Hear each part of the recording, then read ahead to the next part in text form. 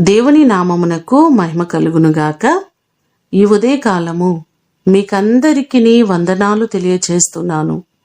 ఈ దినము మిమ్ములను బలపరచు దేవుని మాట, ఐశ్వర్యమును గొప్పతనమును నీ వలన కలుగును.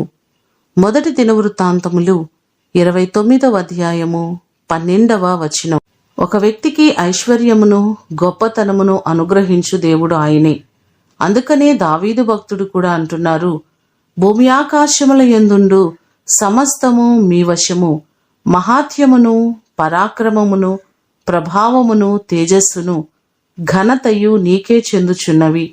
యెహోవా, రాజ్యము నీది, నీవు అందరి మీదను నిన్ను అధిపతిగా హెచ్చించుకొని ఉన్నావు. ఐశ్వర్యమును గొప్పతనమును నీ వలన కలుగును అని ఈ భాగంలో చెప్పడం మనం చూస్తున్నాం. దావీదు దేవునికి ఇష్టడుగా ఉన్నాడు కాబట్టి దావీదును విడిచిపెట్టకుండా గొర్రెలు కాసుకునే వ్యక్తిని మహారాజుగా చేసినట్లుగా మనము చూస్తున్నాం. ఉన్నతమైన స్థితిని, ఘనమైన స్థితిని దేవుడు దావీదుకు అనుగ్రహించారు.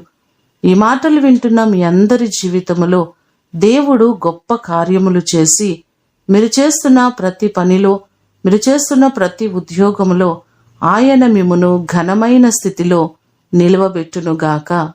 ప్రార్థన చేసుకుందాం. పరలోకమందున్న మా తండ్రి, మీ పాదములకు వందనాలు, స్తోత్రాలు. ఐశ్వర్యము గొప్పతనము సమస్తము మీ వలన మాకు కలుగుచున్నవి. మీరు లేకుండా మా జీవితంలో ఏదీ లేదు ప్రభువా. మా జీవితానికి ఆధారభూతుడవు, ఆధారమైన దేవుడవు మీరే ప్రభువా. నీ కృప చేత మా ప్రియులెల్లరినీ మీరు జ్ఞాపకం చేసుకోండి. వారికి సమృద్ధిని మీరు కలుగ చేయండి. వారి చేతి పనులలో దీవెన, ఆశీర్వాదము, వారు చేస్తున్న ఉద్యోగములలో ఉన్నతిని మీరు కలుగ చేయండి.